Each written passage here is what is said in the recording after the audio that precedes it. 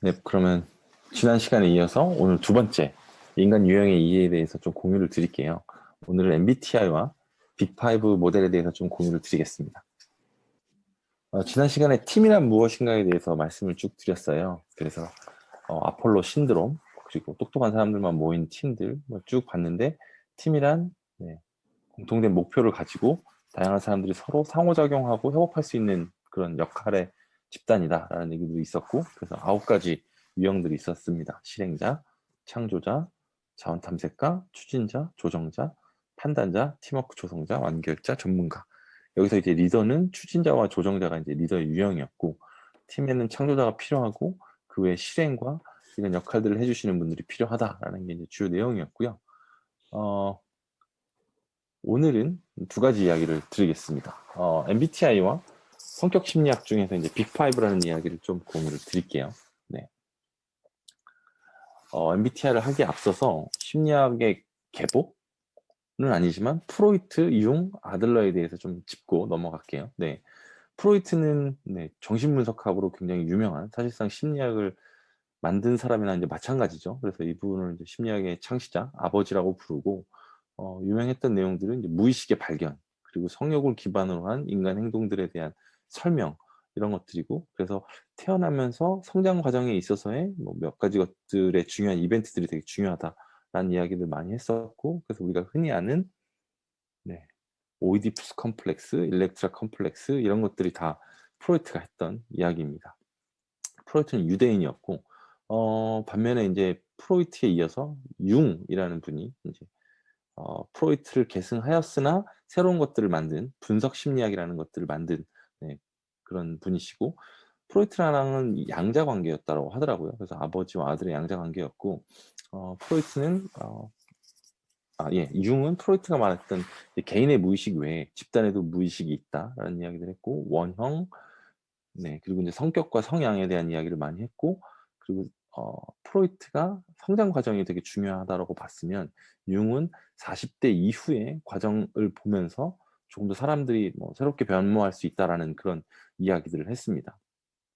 네, 융은 이제 유대인은 아니었고, 이제 아들러가 이제 또 프로이트의 이제 제자 중에 한 명이었는데, 아들러는 이 둘이 좀 네, 개인 그리고 사회를 봤다면 여기는 조금 더 훨씬 더 개인 심리학을 봤고, 네, 그래서 개인 심리학이라는 것들을 개척한 사람이고, 주요한 키워드는 이제 열등감에 기반한 이제 성취, 그리고 자녀의 뭐 이게 첫째냐 둘째냐에 따른 뭐 성격 유형 패턴, 이런 발달 과정 등을 이제 쭉 얘기를 했었습니다. 그래서 주로 프로이트의 정신분석학, 그리고 아들러의 개인 심리학은 나중에 이제 개인 상담 치료에 이제 활용되는 이제 그런 내용이고요.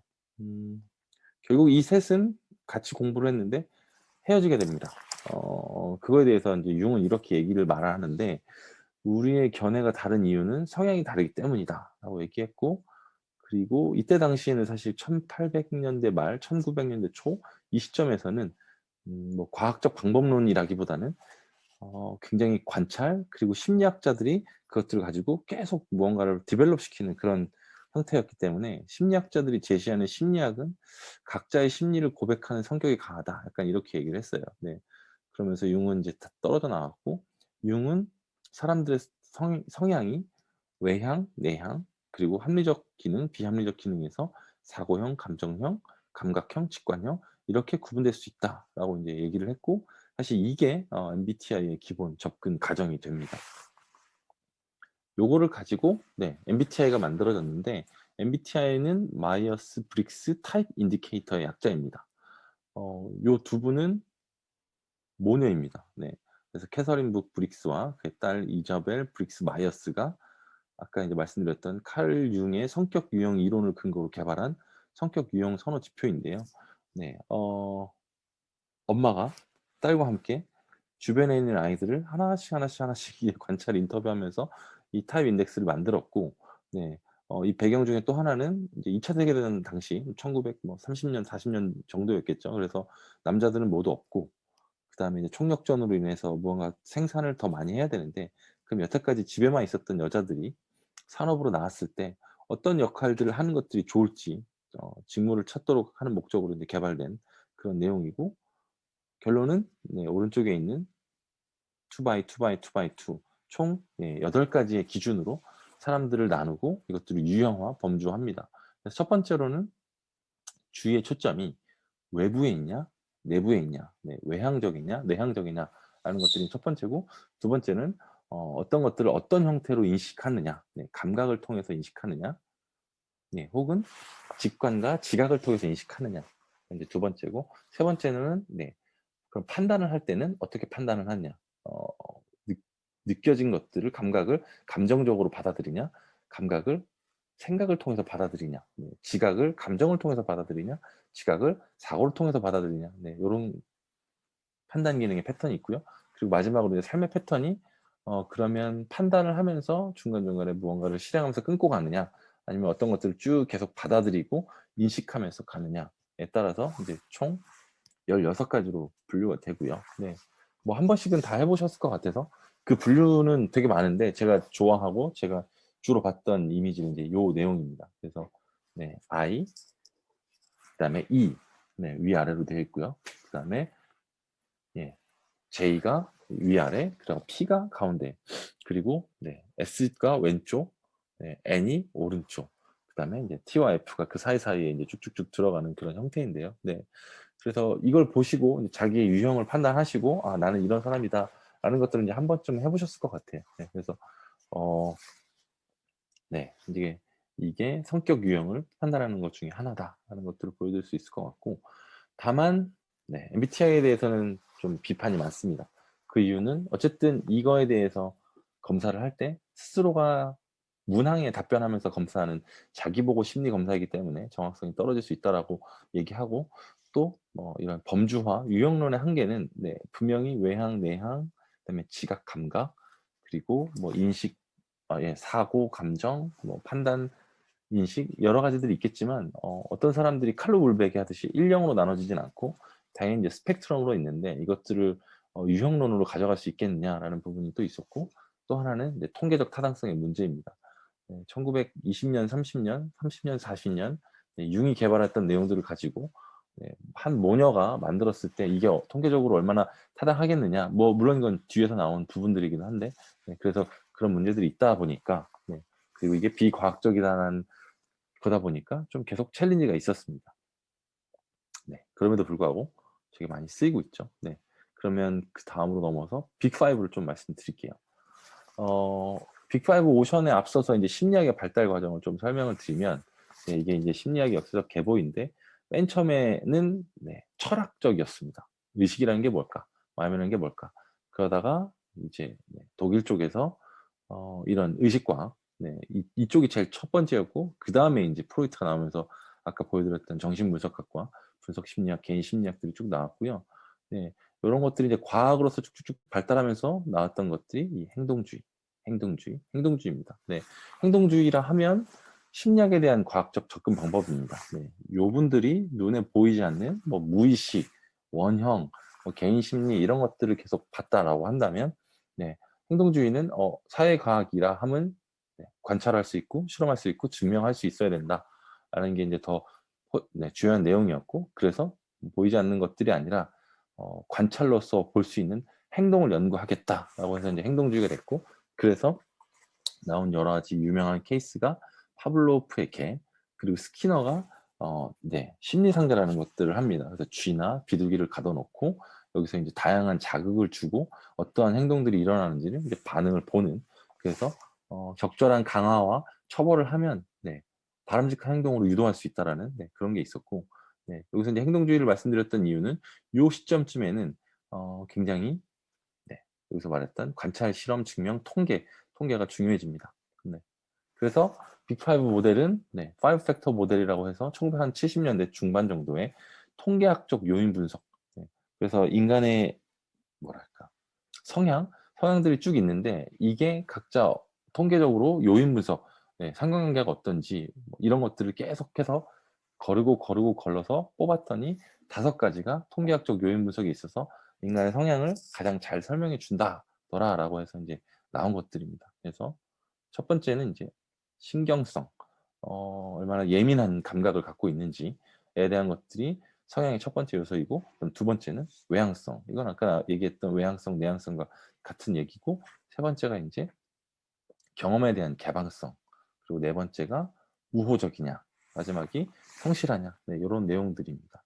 그래서 신경성 같은 경우에는 네, 일상 속에서 좀 부정적인 정서, 짜증을 좀 많이 내는지를 확인하는 네, 그런 요인이고, 정서적 불안정성이라고도 불립니다. 네.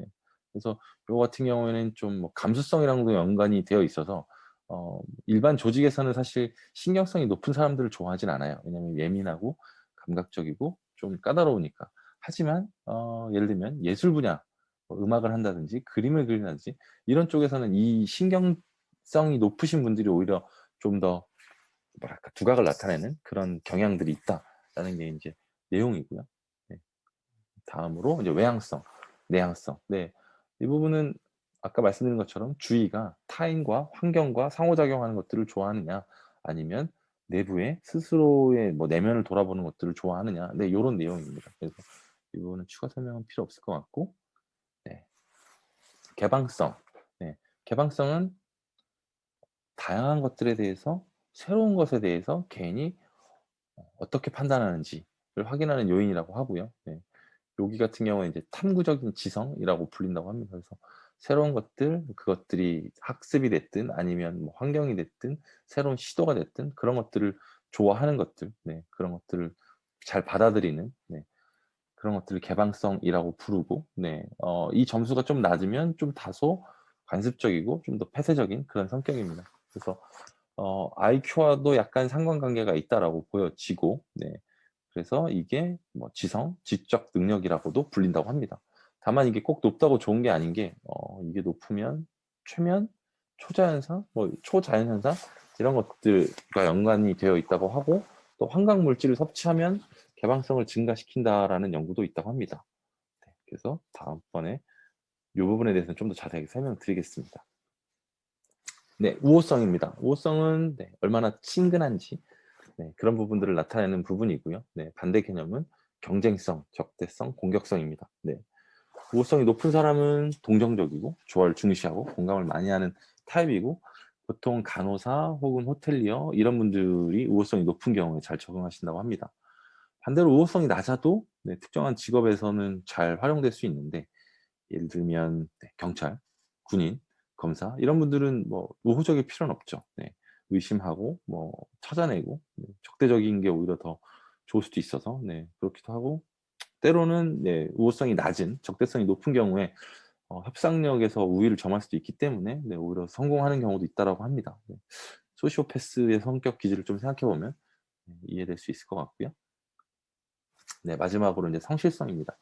이 부분은 개인이 얼마나 잘 조직화되어 있느냐, 네, 잘 따르느냐, 뭐 이런 부분들이고요. 네, 그래서 주변 환경에 자극이 있어도 이거에 대해서 네, 즉각적으로 반응하지 않고 저항하는지에 대한 내용이고, 네, 도덕성이랑 좀 관련이 있다라고 합니다. 그래서 성실한 사람은 보통은 이제 도덕적이고, 다만 빅5는 재밌는 게 이게 각각의 정규분포의 믹스들이기 때문에 도덕성을 별개의 특성으로 보지 않고, 아까 말씀드렸던 우호성, 타인을 잘 배려하고, 성실성, 충돌을 잘 제어하고, 외향성, 네, 뭐 외향적인 사람들은 오히려 더 많은 모험과 도전을 할 텐데 그거에 비하면 이제 좀 적은 거죠. 충동이 낮은 거죠. 그리고 신경성, 네, 좀 우려하는 이런 경우에 네, 도덕성이 높다라고 이제 봅니다.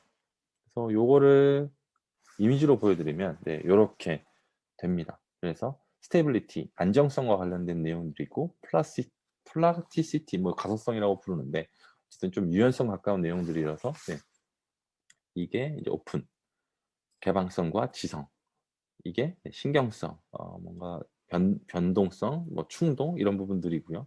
그다음에 이쪽이 이제 우호적이죠. 얼마나 동정심이 있느냐, 예의 바르냐라는 부분이고, 이 부분이 근면성, 성실성. 그래서 네, 네, 얼마나 체계를 잘 따르는지, 뭐 네, 스스로를 잘 컨트롤할 수 있는지 네, 이런 부분이고, 이제 외향성은 열정적 그리고 단호함, 뭐 이런 부분들이 이제 외향성일 수 있을 것 같습니다. 재미난 건 네, 인사이드 아웃입니다. 네, 여기서 보시면 이제 5개의 캐릭터가 있었죠.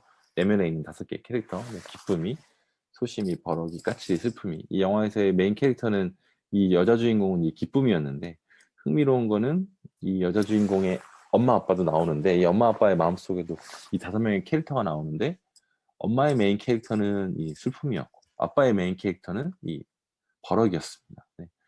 그런 이야기들이 있었고 네. 색깔이 같죠. 네. 이걸 만들 때 네, 이걸 보고 참고해서 이 색상들을 가져갔다라고 보시면 좋을 것 같습니다. 네, 그래서 인사이드 아웃은 꽤나 심리학에 기반한 네, 그런 영화다라는 내용으로 볼 수 있을 것 같고 네, 오션은 굉장히 강력한 과학적 지지를 받고 있습니다. 네, 왜냐하면 아까 말씀드린 것처럼 통계학적 요인 분석에 의해서 거르고 걸러서 수많은 성격 유형 패턴 중에서 상관계가 높은 것들만 갖고 있기 때문에 네. 다만 이건 이제 유형이 아니기 때문에 각 요소들의 점수에 대한 조합으로 사람들이 이제 평가됩니다. 뭐 축구 선수나 게임 같은 것들을 보면 이제 스탯들이 조합되죠. 뭐 민첩성이 어떤지 힘이 어떤지 네. 그런 거랑 비슷하다고 보면 좋을 것 같고요.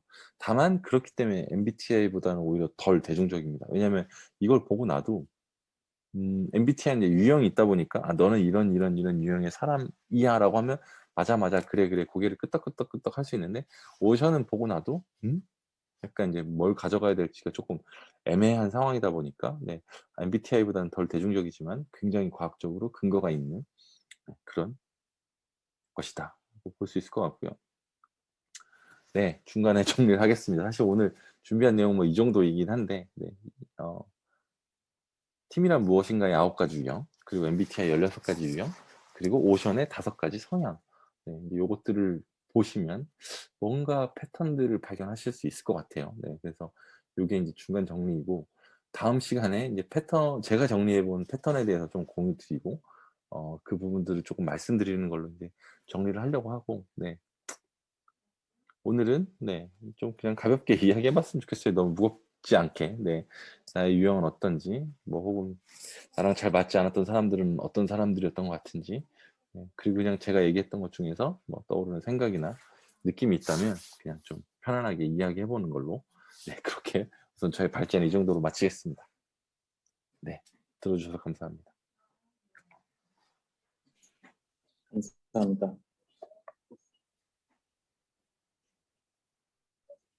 빅5는 처음 들어봤어요. 이건. 저도요. 네, 그래서 대중적으로 알려져 있지 않습니다. 네. 다만 아까 말씀드린 것처럼 네, 이렇게 인사이드 아웃에 있는 캐릭터들이 네, 네, 색깔이 꽤나 관련이 있죠. 네, 여기서 있는 이 앵거가 버럭이가 되고, 네, 이 기쁨, 즐거움이 이제 기쁨이가 되고, 네. 그래서 춤 만드는 게 아니면 캐릭터들. 그러네. 픽사가 나름 엄청난 리서치와 네, 아이디에이션을 해서 뽑은 거라고 생각합니다. 네네.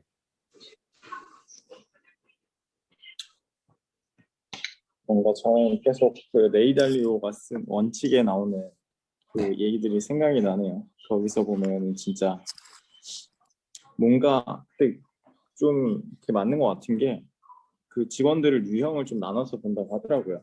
그래가지고 실제로 업무 배치할 때 그걸 많이 참고를 한대요.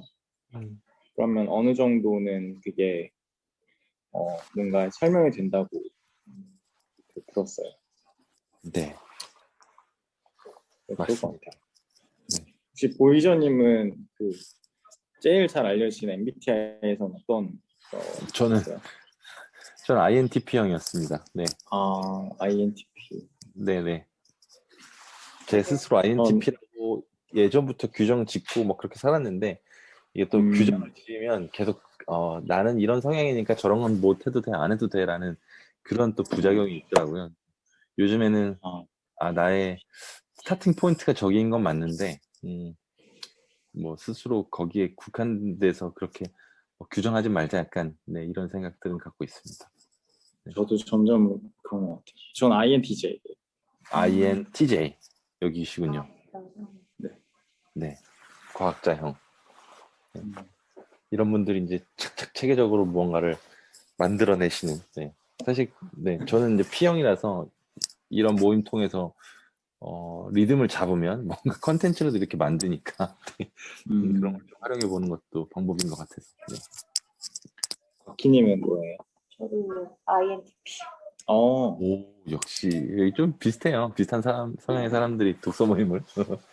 맞아. 저 20대 때는 저희 음. 대학교에서 그때 음, 상담센터 그런 데서 어, 유행이라서 막 해줬었어요. 어, 근데 저 그때는 ENTP 나왔었거든요. 음, 근데 30대 되고 정확히 말해서는 회사 생활을 하면서 음, 이제 성격이 점점 바뀌잖아요. 음, 30대 이후에는 계속 아무리 해봐도 INTP더라고요.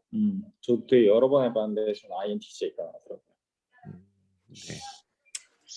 저도 INTJ인데 여기 너무 편향된 거 아니에요?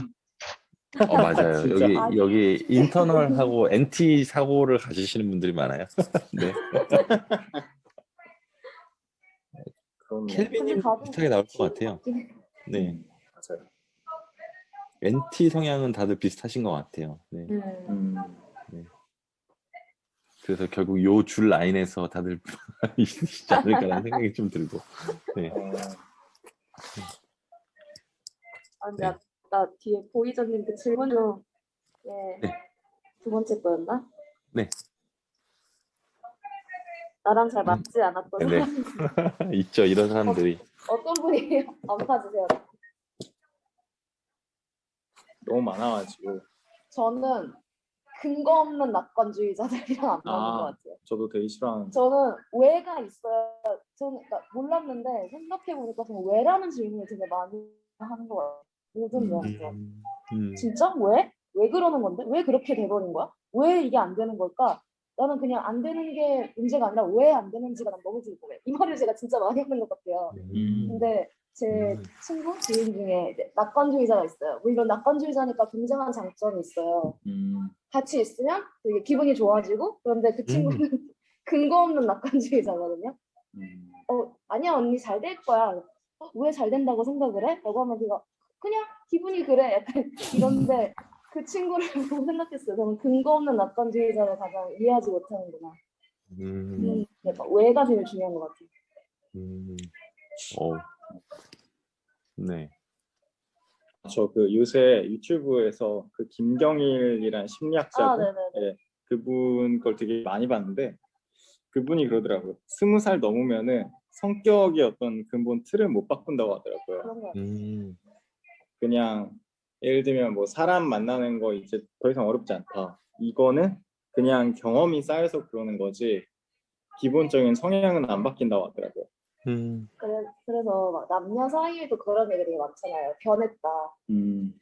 지금 처음에는 아니랬는데 뭐한 6개월 되니까 상대방이 변했다라고 하는데 사실 변한 게 아니라 본래 자기 성격으로 다시 돌아온 거 아닐까 싶어요. 맞죠.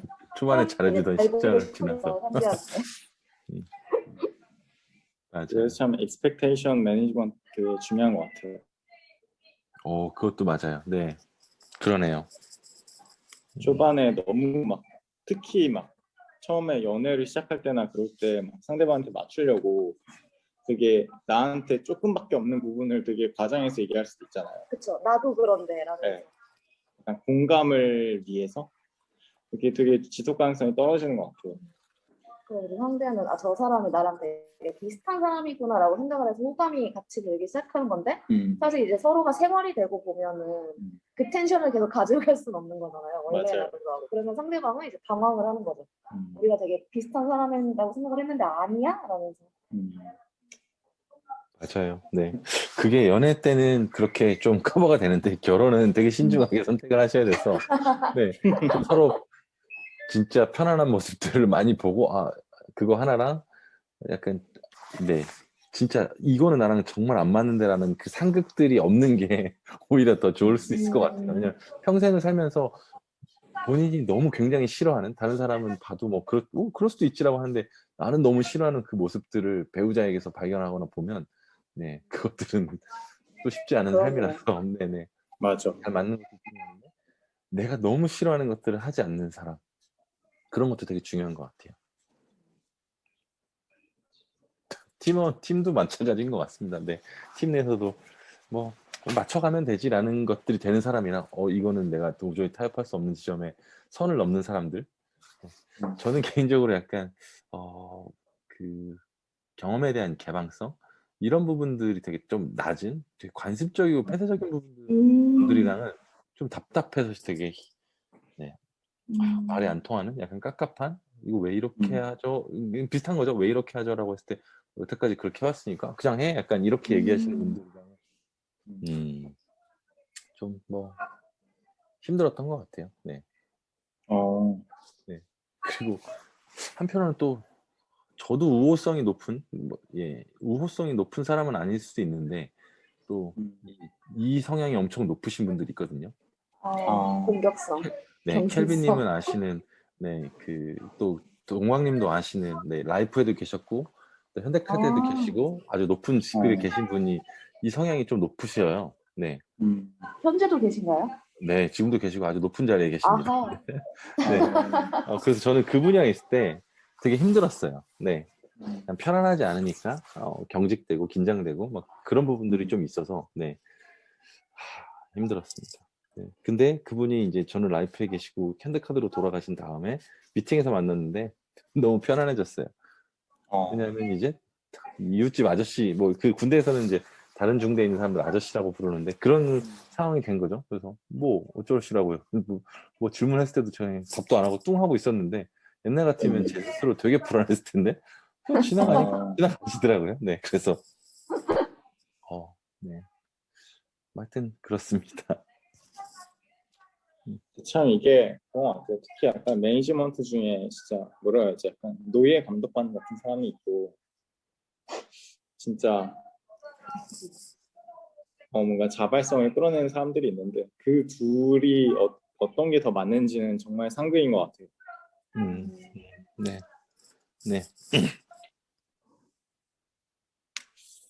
근데 되게 대부분 저런 공격성과 경쟁성, 적대감을 가지신 분들이 되게 어느 정도까지 높은 곳까지 올라가는 경우가 많지 않나요? 그런 것 같아요. 좀, 네, 그럴 수 있죠. 특히 이 경쟁성 같은 것들은 현대사회에서 되게 중요하게 보여지는 내용들이니까. 아까 말씀하셨던 근거 없이 낙관적인 분들이 이런 것들이 좀 높으실 수 있어요. 네. 네. 맞아요. 정말 좋은 사람이에요. 그 친구. 네, 맞아요.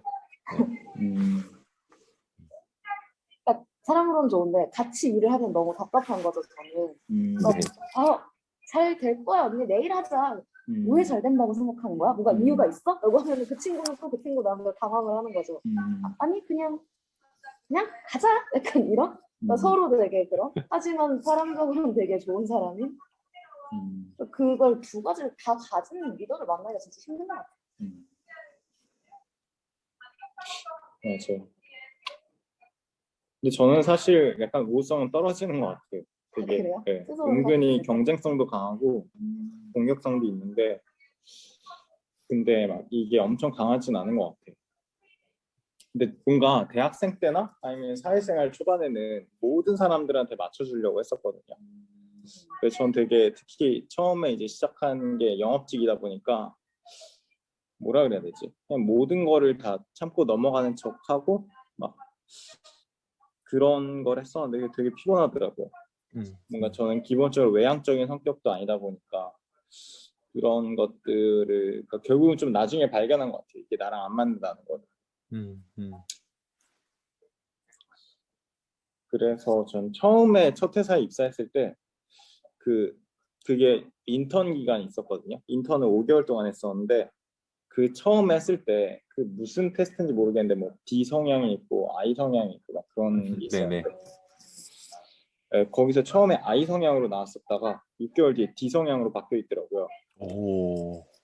근데 뭐가 되는 거예요? 뭔가 D가 좀 더 공격적이고 약간 좀 그런 사람이고 I는 되게 좀 뭐라 해야지 좀 이렇게 규칙을 잘 지키는. 네. 근데 제 생각에는 6개월 뒤에 한 게 맞는 것 같아요. 초반에는 잘 보이려고 약간 이상적인 응답을 했거나 그리고 6개월 뒤엔 지쳐서 원래 모습으로. 네. 그런 것 같아요. 네.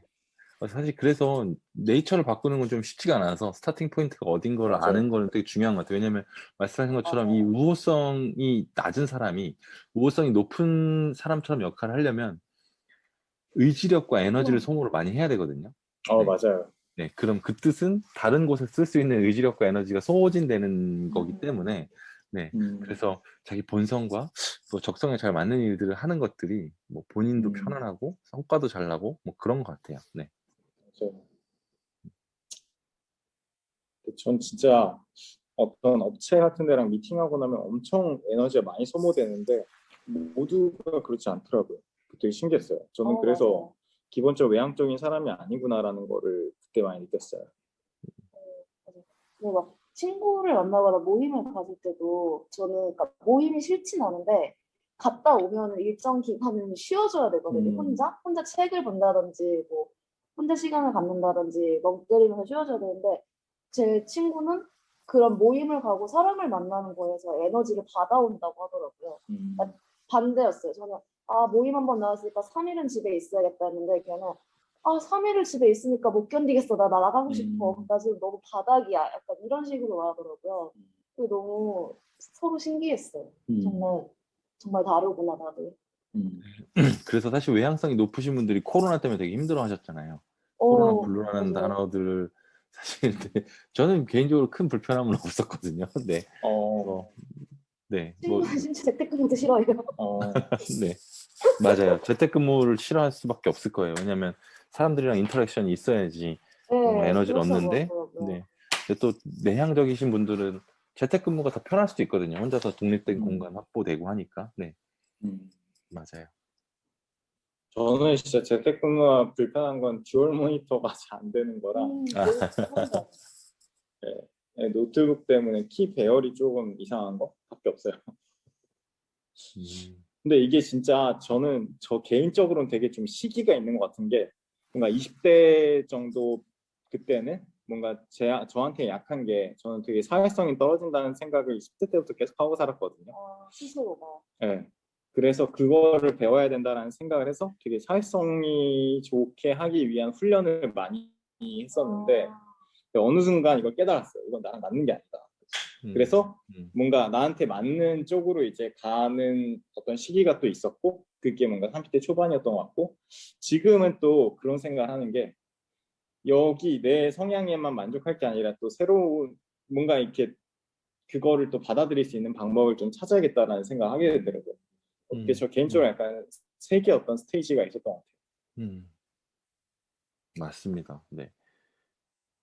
사실 이게 계속 뭐랄까 고착화되지는 않을 수 있어요. 순간순간마다 조금씩 바뀔 수도 있고. 네, 그래서 말씀하신 것처럼 사실 그 기본 그 본인의 정말 본성은 있어도 우리가 이제 사회생활을 어느 정도 하고 나이가 있으니까 안 그런 척을 할 수 있잖아요. 맞아요. 네. 그러니까 막 인터넷에 보면은 T와 F의 차이 이런 거 되게 많잖아요. 뭐 친구가 걱정을 얘기했는데 T는 이렇게 말하고 F는 이렇게 말하고 이게 되게 많잖아요. 근데 전 보면서 T가 왜 저렇게 말하는지 이해는 되지만 그렇다고 친구한테 저렇게 말하는 상대방 감정이 상할 거라는데 저렇게 말하는 사람이 어딨어? 약간 이런 기분이거든요. 그러니까, 너무 극단적인 그 생각이 속으로는 있어도 우리가 사회생활을 어느 했으니까 이렇게 말하면 상대방이 기분이 안 좋겠지, 상처를 받겠지, 이럴 땐 이렇게 말해주는 게 맞겠지. 약간 이게 어느 정도 있어서 좀 그렇게 감출 수 있는 것 같아요. 그러니까 융화될 수 있는 것 같아요.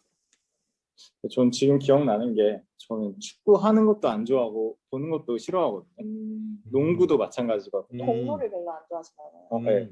네. 제가 남중남고를 나왔어요. 근데 남중남고의 체육 시간은 그냥 공 던져주는 걸로 끝나거든요. 맞아요. 그래서 저는 되게 체육 시간에 항상 이 시간을 어떻게 때워야 되나 막 이게 되게 저한테 되게 뭔가 약간 과제였거든요. 네, 그냥 막 저 구석에 약간 이 싫어하는 애들끼리 막 모여가지고 막 그냥 얘기나 하다 보내고 그랬었고 그런데 대학생 때는 나름 이런 거를 막 극복하고 싶어가지고 막 뭐 그때 막 프리미어리그가 엄청 유행했잖아요. 네네. 네. 그거 막 찾아서 보고 그랬는데 아무리 봐도 이거는 네, 진짜 웬만한 뭐 철학 테스트 보는 것보다 더 괴롭더라고요. 네. 그러니까 어떻게 이걸 90분을 보나 사람들이. 이거를 좀 우스갯소리이긴 한데, 네. 뭐 네. 게이들이 제일 이해 못하는 게 축구라고 하긴 하거든요. 네. 그래요?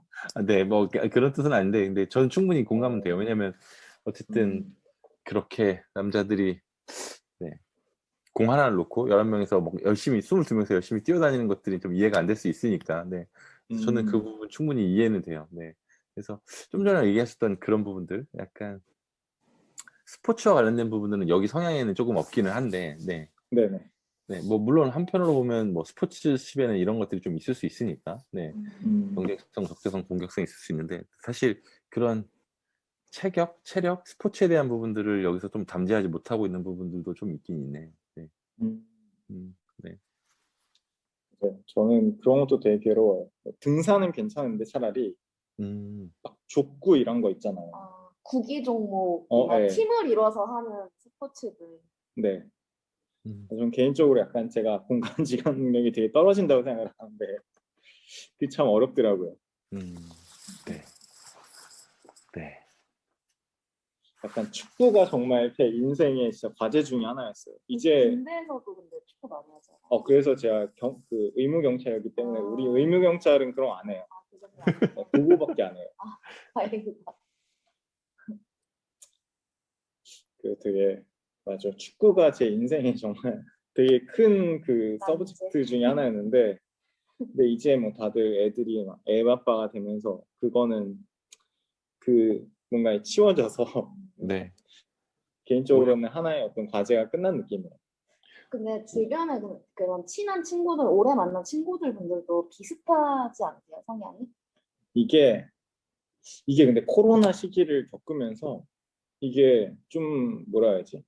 그게 그 진위 여부가 약간 가려진 것 같은 느낌이 들어요. 내가 되게 노력해서 만났던 사람이 있다는 걸 알게 됐고 노력 안 해도 되는 사람들만 지금 만나고 있는 것 같아요. 그 약간 좀 뭐랄까 급하게 말하면 걸러져가지고. 네. 어때요? 그러네요. 나 같은 사람들이야죠. 그런 사람들, 남은 사람들. 그러니까 제가 받아들일 수 있는 영역이 있는 사람들인 것 같아요. 뭔가 정치적으로 좀 비슷하거나 아니면은 뭐 좋아하는 뭐 분야가 뭐 비슷하거나 막 그런 것들. 전 개인적으로 막 그런 것도 있었어요. 뭔가 남자들끼리 뭐 이렇게 뭐 맛있는 걸 먹으러 다니냐 막 이렇게 얘기하는 친구들이 많았는데 저는 그냥 남자끼리 만나도 이렇게 맛있는 거 먹는 게 좋거든요. 그렇죠. 그리고 저는 술을 많이 못 마시기 때문에 또 이렇게 막 이렇게 막 부어라 마셔라 하는 분위기도 별로 안 좋아하고 사람이 너무 많이 모이면 그것도 싫어하는데 좀 그런 사람들도 되게 꾸역꾸역 만났다가 더 이상 안 만나게 되고 그렇게 되는 것 같아요.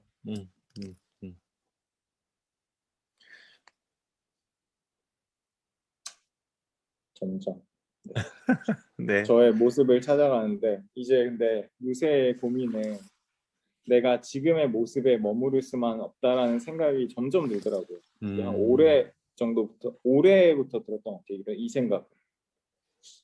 그래서 이제 어떻게 이걸 조화시켜야 되나라는 다음의 과제를 가지고 있어요. 네. 사실 저는 그래서 개인적인 이야기를 드리면 이 네. NT의 성향이 굉장히 강해서 이 SF의 성향들을 조금 늘려보자라는 취지의 활동들을 하긴 했었어요. 네. 그래서 이제 다음 시간에 공유드릴 내용이 이 SF의 성향들이 보완되면서 뭐 약간 알게 된 혹은 뭐 발견하게 된 뭐 그런 내용들도 같이 있을 수 있는데 네. 네. 그래서 한번 새로운 시도를 해보면 이런 모습이 내 안에 잠재되어 있긴 있었겠지라는 것들을 다시 발견할 수도 있더라고요. 네. 그래서 그냥 오히려 내가 무시하고 있었던 혹은 배제하고 있었던 이런 것들을 발견해보는 시도들은 조금씩 해보는 것들도 좋은 것 같긴 해요. 물론 노력이 들어가긴 한데 네.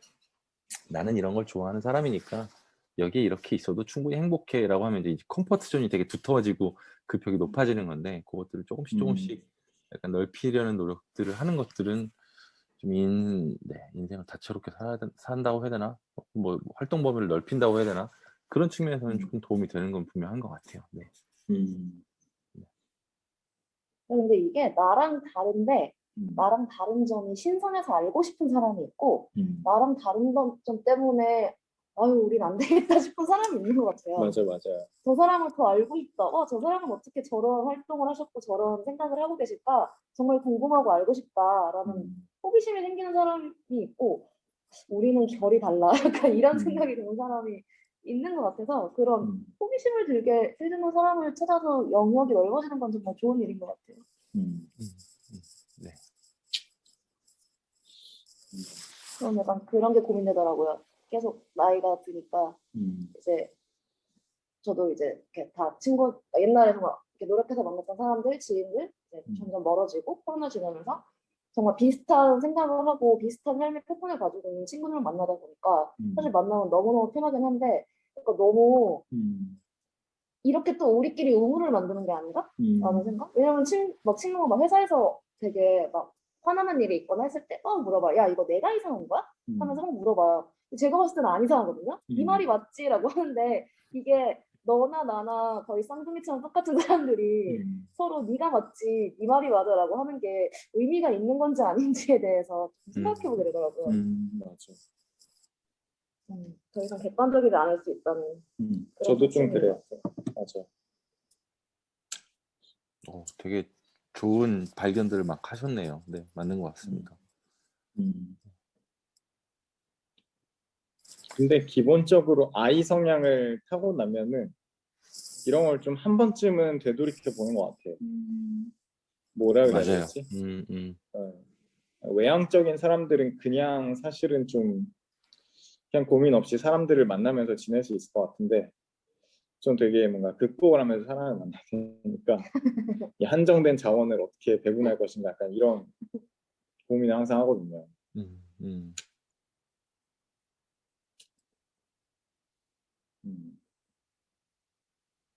네. 예, 다들 좋은 얘기를 많이 하셔서 네네. 그 뒷얘기 안 나오잖아요.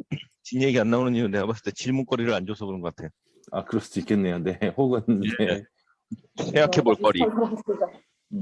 그리고 진짜 들으면서 느낀 건데 곽희님 말 방금 얘기한 것처럼 다들 왜 이렇게 비슷하지? 맞아. 여기가 필터링이 된 모임인 거예요. 여기도. 맞아. 네. 신기하다는 생각이 들고 저는 오늘 들으면서 되게 좀 의외성이라고 느꼈던 건 그 MBTI는 뭐가 좋고 나쁘고를 구분하지 않고 어느 것이 높고 나쁘고를 구분하지 않거든요. 근데 아까 그 5가지에서는 점수가 있다라고 얘기했어요. 분포요. 비교에서는. 분포. 네네. 분포가 약간 뭐 점수가 게임처럼 이렇게 점수가 있다고 해서 그래서 그러면 어떤 사람이 내 5가지가 다 좋을 수도 있다는 얘기잖아요. 높을 수도 있다는 거죠. 그냥 그러니까 패턴인 다 거죠. 높을 수도 있다는 스펙트럼. 얘기죠. 네. 스펙트럼이 넓은 사람이 존재하고 작은 사람이 존재한다는 얘기잖아요. 그런데 이제 이게 0과 100이 아니라 왼쪽 오른쪽 같은 개념이라서 네. 수치가 있다고 하더라도 네. 뭐 이게 100이 좋은 거고 0이 나쁜 게 아니라 100은 오른쪽에 치우치는 사람이고 0은 왼쪽에 치우치는 사람이고 이렇게 해석이 되는 거죠. 네네. 얘도 그렇게 보는 겁니까? 네네. 근데 그래서 저는 아까 네. 그거 보면서 좀 신기한 생각을 한 건, 인간의 심리인가 뭔지 모르겠지만, 그 5가지를 보면서 5가지 중에 뭐가 제일 좋고, 뭐가 좀 안 좋고, 이런 것들을 서열 나누는 듯한 내 자신을 봤거든요. 나도 모르게 서열을 나누고 있더라고요, 내가. 이 성향은 좋은 성향인 것 같아. 이 성향은 필요 없는 것 같아. 이러면서 이렇게 서열을 나누는 걸 보면서, 이게 맞는 건가? 이 성향이 무조건 좋은 건가? 이 성향은 꼭 그런 생각이 들어서 그런 거에 대해서 어떤 성향이 좋고 나쁘가 있을까? 그런 생각을 좀 해봤어요. 네. 이거는 좋고 나쁨은 아닌 것 같고요. 네. 우선 아니, 이렇게 좋고 나쁨은 아닌데 네. 왜 스펙트럼이 의식적으로 들어오더라는 거예요. 그러면 이거 같은데요. 네. 제 생각에는 그래서 이 얘기를 왜 했냐면 동광님이 네. 한국 사람들의 이게 특징인가? 서열 나누기가? 갑자기 그런 생각이 들더라고요. 그건 인간의 특징인 것 같아요. 네. 다른 누가 사람도 위에 이런 생각 있고 있나요? 현대카드도 나누잖아요. 네. 블랙, 퍼플, 레드, 일반 카드. 서열을 나누는 건 본성인 것 같아요. 그거는 어쩔 수 없는 것 같아요. 숫자로 높고 낮음, 누가 위고 누가 낮은 거. 그건 네, 그것도 다음번에 한번 얘기해 볼 수도 있을 것 같은데 다음 시간에 한번 녹여볼게요. 그 생각이 들었고 그리고 개방성이 기쁨이라고 그랬잖아요. 네. 저 그거는 그거는 좀 공감을 못 할 것 같더라고요. 네. 왜냐면 이 내용을 가지고 이거 참고해서 만든 거지 여기 있는 걸 하나씩 하나씩 다 빼서 만든 건 아니거든요. 왜냐면 까칠이 같은 경우에 여기서는 되게 우호성 중에 캐릭터의 하나예요. 얘는 심패시가 반대 방향으로 그냥 드러나는 부분이고, 네, 그래서 이거는 뭐 조이, 즐거움 이런 것들인데 이게 뭐, 네, 뭐 우리가 생각하는 감정적인 즐거움 혹은 뭐 우호성 이렇게 보시지는 않으셔도 될 것 같아요. 네, 여기서 제가 갖고 오고 싶었던 건 컬러였어요. 네. 그런 차이군요. 그래서 좀 이게 앞뒤가 안 맞네. 다 틀린데 좀 이상한데 계속 그 생각이 들어서 거꾸로 온 것 같은데 계속 그 생각이 들어서 네. 이게 뭔가 아다리가 막 딱딱 수학적으로 딱딱 맞는 거라기보다는 어쨌든 이 부분은 이야기를 만들어야 되니까 주요한 퍼스널리티의 캐릭터들을 뽑은 거고 여기는 이제 통계학적인 내용들을 정리한 거고 근데 흥미로운 건 어쨌든 색깔이 서로 매칭이 됐었다라는 것들이 흥미로워서 한번 소개시켜 봤습니다. 그러네요. 네네. 예. 그렇습니다. 그랬습니다. 굉장히 동광님은 분석적이신 것 같아요. 분석적인데 INTJ가 나와요. 네. INTJ도 분석적이신 거죠. 네. 아, 그런가요? 네. NT 성향의 사람들이 분석적이시죠. 네. 저는 그 아까 호영님도 다른 성향에 대한 삶을 살려고 노력했었고 다른 분들도 뭐 그런 것들에 대해서 고민을 하시는데 하키님 얘기 들으면서 어떤 사람 얘기를 들으면 호기심이 생겨 어떤 사람들 얘기를 들으면 뭐 별로 이렇게 좀 그렇다라는 느낌이 든다고 했잖아요. 근데 네네. 그걸 들으면서 든 생각이 어떨 때로는 노숙자가 궁금할 때도 있고 때로는 부자가 궁금할 때도 있고 그건 상황에 따라 다르거든요. 그러니까 때로는 달콤한 게 먹고 싶을 때가 있고 매운 게 먹고 싶을 때가 있는 것처럼. 근데 결론적으로 저도 반대쪽을 많이 경험하면서 느낀 거는 행복하게 사는 게 핵심이고 자기가 원하는 것만 하다 죽어도 시간이 부족하다. 그게 답인 것 같더라고요. 네. 맞아요. 다 경험하는 것 같아요. 그래서 그냥 INTJ는 어때? 몸이 어때? 그냥 내가 집에만 처박혀 있는 골방에만 있는 걸 좋아하면 어때? 그게 내 삶이고 재밌으면 그만이지. 좀 이런 게 중요하지 않나? 뭐 이런 생각이 들었어요.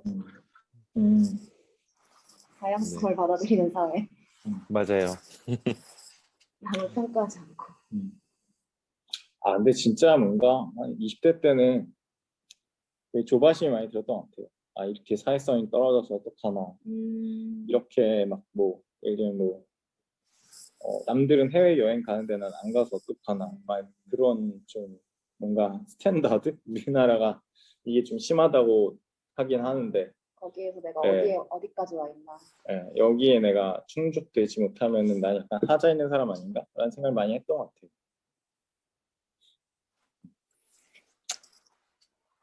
근데 이제는 받아들이니까 이제 별로 거기에 대한 생각이 없어지더라고요. 되게 지금은 중요한 그냥 것 같아요. 근데 나는 받아들이는 게. 원래 이런 사람이니까라고 그냥 스스로를 맞아요. 받아들이시는 거죠. 네. 사람들이 뭐 예를 들면 배낭여행 가서 고생하는 걸 되게 좋아한다. 전 그건 별로 안 좋아하거든요. 가도 막 미술관 같은 데 가는 게 좋지. 저도 미술관 좋아합니다. 저도요. 네. 개하 배낭여행 극혐. 막 인도 같은 데 가고 그건 별로 안 맞더라고요. 그쵸. 위생도 중요합니다. 네. 음. 잠자리가 너무 불편해도 안 되고 그런 것들. 너무 복잡거리고 시끄러운 것도 싫고. 네. 저는 약간 예전에 친구랑 여행 계획을 하면서 다툰 적이 있는데 친구는 약간 그런 게스트하우스 같은 데 가고 싶다는 거예요.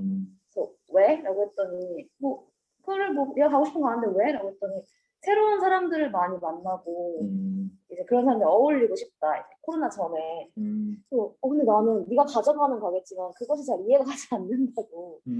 여행지의 풍경과 맛있는 것과 너와 나의 우정을 위해 나는 가는 건데 새로운 사람을 거기서 왜 굳이 만나야 돼? 라고 했더니 친구가 그냥 그게 재밌잖아 라고 하더라고요. 되게 서로 되게 신선해했어요. 너는 그게 재미가 없어? 라고 하고 친구는 저는 너는 새로운 사람을 만나고 싶은 생각이 전혀 없다 지금은. 특히 새로운 곳에 가서는 나는 아닌데 라고 해서 결국은 여행을 가지 못했다는 이야기. 서로의 다름을 확인하고. 저도 되게 특히 전 의심이 많아가지고 별로 이렇게 서로 처음 보는 사람한테 별로 믿음을 안 주게 되더라고요. 그런 게 되게 신기해요. 막 어떻게 이렇게 처음 보는 네. 사람한테 이렇게 막 모든 걸 되게 궁금해하고, 전 엄마 보고도 되게 신기하거든요. 엄마는 막 이렇게 처음 보는 사람한테는 막 말 잘 거시고. 말도 잘 걸고 막 되게 궁금해하고 막 대소사를 막 다 알고 있고. 자연스럽게 대화하시고. 네. 저는 전혀 그렇지 않은데 어떻게 이렇게 사람이 다를까라는 생각을 많이 해요. 근데 그게 왜 그런지 모르겠는데 나이가 들어가면서 음. 능청이 좀 생기는 것 같아요. 아, 맞아요. 저는 전혀 못했거든요. 네. 근데 요즘에는 막 지하철이나 막 버스에서 막 이렇게 잘못했어요. 이거 제가 바꿔드릴게요. 막 이러고 너무 만 원이어가지고 이게 그 카드 여기 찍는데 못 되면은 주세요. 제가 찍어드릴게요. 막 이러고 되게 막 말도 막 자연스럽게 막 할머니들이 거시면 저도 동참해가지고 할머니는 어디 가세요? 막 이러면서 대화하고 막 갑자기 나 나이 들었나 봐. 이 생각을 했거든요. 엄마 모습이 나한테도 보여서 신기하다. 왜 그런지 모르겠는데 저 되게 약간 좀 모르는 사람이랑 말하는 것도 너무 불편하고 약간 이런 약간 좀 까칠이 타입이었는데 더 어렸을 때는 요즘 되게 능청이 많아지고 되게 좀 그런 것 같아요. 앞집 애기한테도 막 말 걸고 먼저 어디 가니? 막 이러고. 근데 그게 왜 그런지 아직 편안해지면 파악이 됐어요. 네. 그게 자기 모습도 되는 것 같아요. 그런 모습들이 편안해지면 나한테 이런 모습도 있네. 이것도 할 수 있네. 네. 전 좋아 보이시는데요. 네. 오늘 제가 다른 일정이 또 1시에 있어서 요 정도로 네. 마치면 어떨까 하고요. 사실 네. 오늘은 뭐 되게 인사이트가 깊은 이야기를 한 건 아니고 요 중간 정리 가지고 다음번에 이제 마무리를 지으려고 해서 한번 같이 요런 게 있구나, 요런 게 있구나 한번 보는 시간으로 했으면 좋을 것 같습니다. 네. 저는 다음 시간에 재밌네요. 마무리 한번 재밌었습니다. 하도록 하겠습니다. 네. 참석해 주셔서 감사합니다. 감사드립니다. 감사합니다. 네. 감사합니다.